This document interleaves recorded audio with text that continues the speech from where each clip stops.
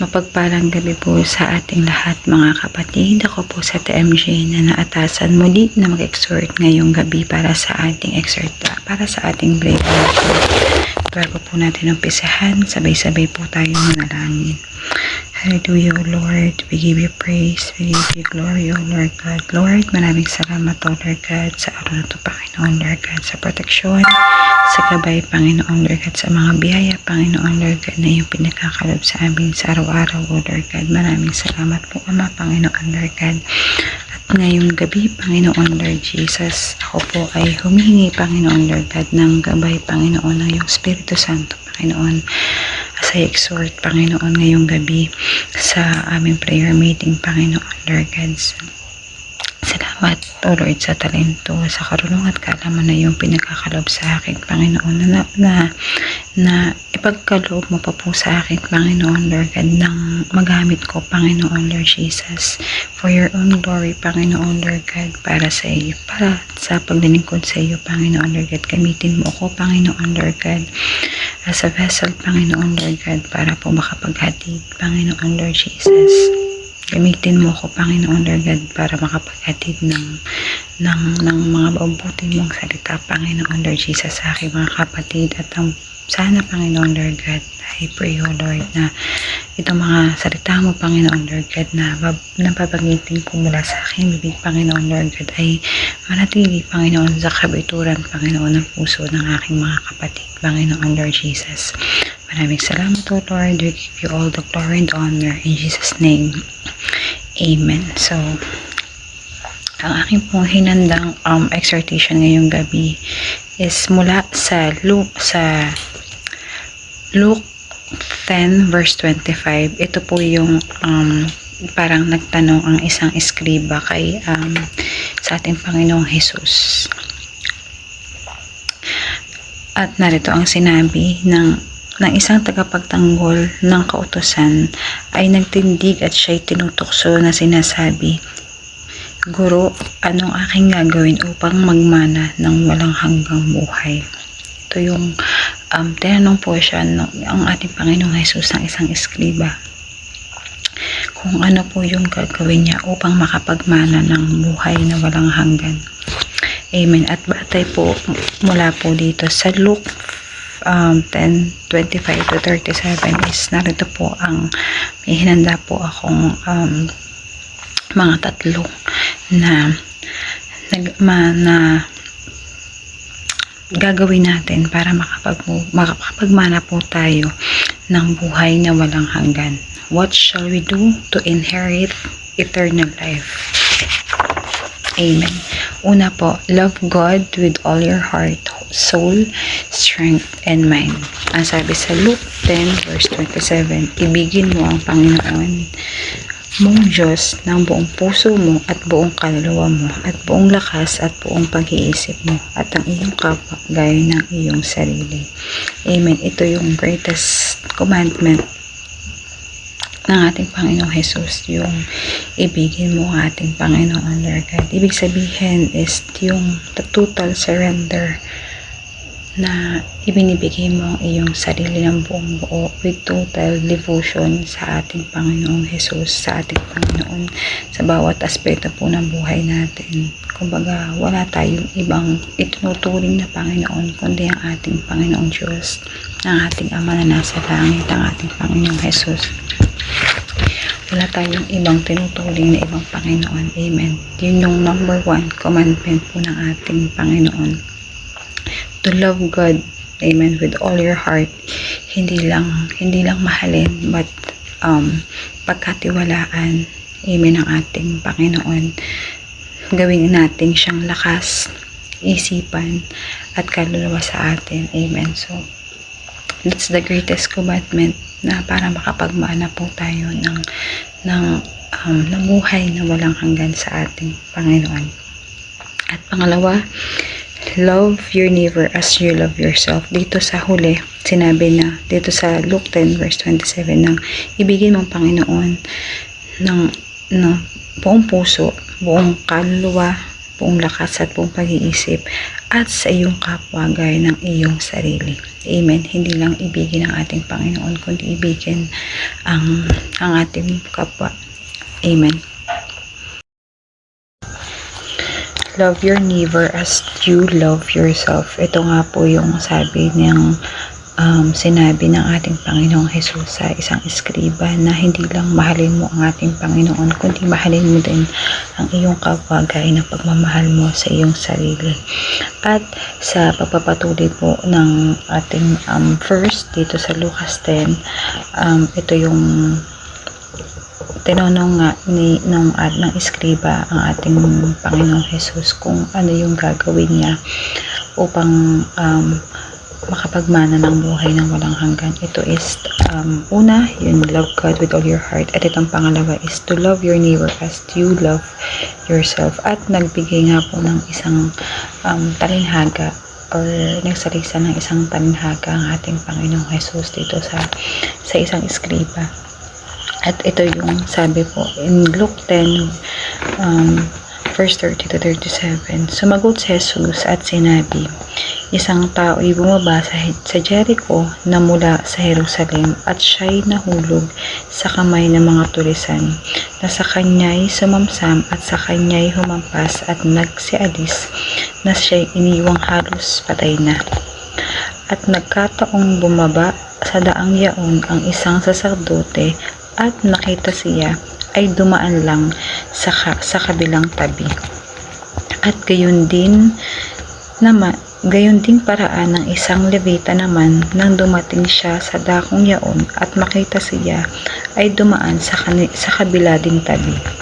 Tatapwat ang isang Samaritano sa kanyang paglalakbay, ay dumating sa kinaroroonan niya, at nang siya'y makita, ay nagdalang habag ito, at lumapit sa kanya at tinalian ang kanyang mga sugat, at binubuhusan ng langis at alak, at siya'y isinakay sa kanyang hayop, at dinala siya sa bahay tuluyan, at siya'y inalagaan. Amen. Ito yung talinhaga na isinalaysay ng ating Panginoon. Ito yung kwento ng isang mabuting Samaritano. Amen. Yung ang isang saserdote ay hindi saserdote.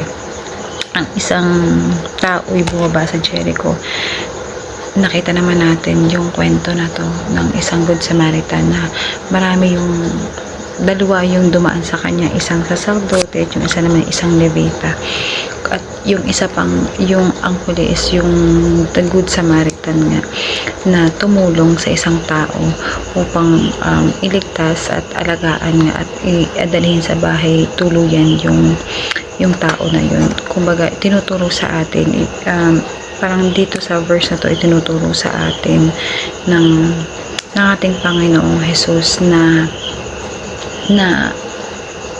hindi lang tayo, wag lang natin tignan ang tao sa kung sino siya. Kumbaga, mataas man or mapabang isang tao, tumulong tayo, mahalin natin yung kapwa natin tao. Hindi lang yung kapwa natin mananampalataya, pati yung mga hindi sumasampalataya sa ating Panginoon is mahalin din natin. Huwag tayong pumipili kung sino yung mamahalin natin. Kumbaga, lahat pantay-pantay ang tingin natin sa ating mga kapwa. Hindi lang dahil Kristiyano siya, hindi natin siya mamahalin, o hindi siya belong sa atin. Kumbaga, mahalin din natin yung mga taong mas walang pananampalataya sa Panginoon. Amen. Para maramdaman nila kung ano yung pakiramdam ng nararamdaman natin kapag po tayo ay nasa Panginoon. Amen. Para madala din natin sila, amen, sa pakiramdam kung gaano tayo kamahal ng ating Panginoon. Kumbaga, kung ano yung tinuturo sa atin ng Panginoon, na mahalin mo yung kapwa mo. Amen. Para maramdaman din ng kapwa natin na, ay, ganito pala yung isang Kristiyano. Amen. Mahalin mo din yung kaaway, kahit na galit ka na.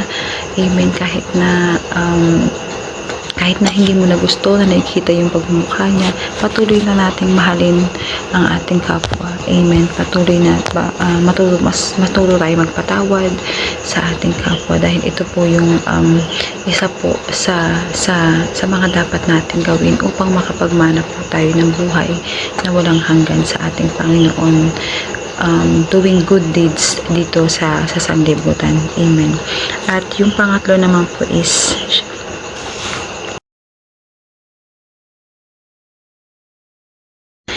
ang ating pangatlo is believe in Him. Amen. Maniwala tayo sa Panginoon that eternal life is a gift of God's grace and not earned by our own works but received through our faith. Amen. Ito yung verse na sinabi sa Ephesians 2 verse 8 to 9 na maniwala tayo sa ating Panginoon, maniwala tayo sa ating Diyos na lumikha sa atin, maniwala tayo na ng ating Panginoong Jesus, amen, ay namatay at nabuhay na maguli para tayo iligtas at tubusin sa ating mga kasalanan. Magtiwala sa ating Panginoon, amen, at patuloy na magtiwala sa ating Panginoon na kung nakakaranas man tayo ng mga tribulation, ng mga pagsubok sa ating buhay, sa aspeto ng ating buhay ngayon, lagi tayong patuloy na magtitiwala at maniniwala sa ating Panginoon. Believe in His power, believe sa kung anong yung kakayahan ng ating Panginoon, at maniwala, amen, sa ating Panginoong Jesus. Amen. At yun din yung i-share natin sa mga hindi natin kapwa mananampalataya, yung makilala din nila ang ating Panginoon.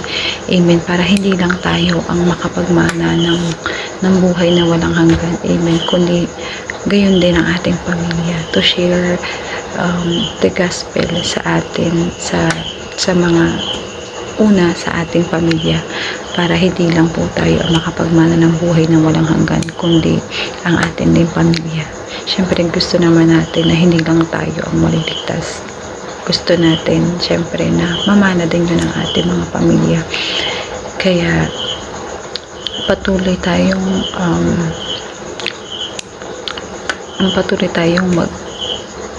magsalaysay sa ating to share the gospel sa ating, hindi lang sa iba, kundi sa ating pamilya.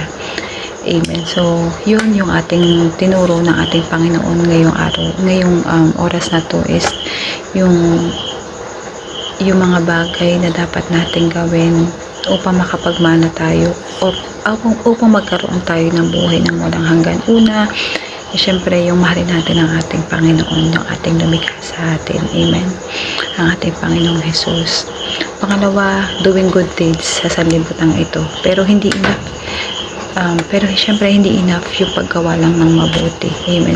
Dapat naglilingkod din tayo sa Panginoon. Hindi lang tayo gumagawa ng mga bagay na mabubuti. But siyempre, kaakibat nito is yung paglilingkod din natin sa Panginoon. Amen. Patuloy tayong gawin kung ano yung will ng ating Panginoon sa atin. At pangatlo, maniwala, magtiwala sa ating Panginoon. Maniwala sa kung ano yung kayang gawin ng Panginoon. Maniwala sa kapangyarihan ng ating Panginoon, at maniwala sa ating Panginoon kung sino siya. Maniwala na siya ang ating Panginoong Jesus, na tinubos tayo sa ating mga kasalanan, ang nagbigay sa atin ng buhay na walang hanggan. Amen. So, maraming salamat po mga kapatid sa gabing ito na ako po'y sinamahan nyo para magbigay or magpahiwatig ng mabuting salita ng ating Panginoon. Kaya po Tayo po ay manalangin para sa pagtatapos. Amen. Hallelujah, O Lord God. Maraming salamat, O Lord, sa karunungan, kaalaman, Panginoon, Lord God. Sa buhay na walang hanggan, Panginoon, na binigyan mo sa amin, Panginoon, Lord God. Salamat, Lord, na patuloy mo kaming gamitin, Panginoon, sa iyong kaluwalhatian, Panginoon, Lord God. Patuloy mo kaming gamitin, Panginoon, dito sa mundong ibabaw upang gumawa ng mabuti, Panginoon, Lord God, at i-share, Panginoon, ng iyong salita, Panginoon, hindi lang sa aming mga kapwa mananampalataya, kundi, Panginoon, Lord God, sa mga kapwa namin hindi mananampalataya, Panginoon. Patuloy mo kami gamitin, Panginoon, Lord God, sa iyong kaluwalhatian, Panginoon. Ang lahat po ng ito, Panginoon, ay para lang sa Panginoon, sa ikakaluwalhati at ikatataas mo, Panginoon, Lord Jesus. Maraming salamat, Lord. We give you all the glory and the honor in Jesus' name. Amen, amen. Maraming salamat po, mga kapatid, and God bless po sa bawat isa. Thank you po.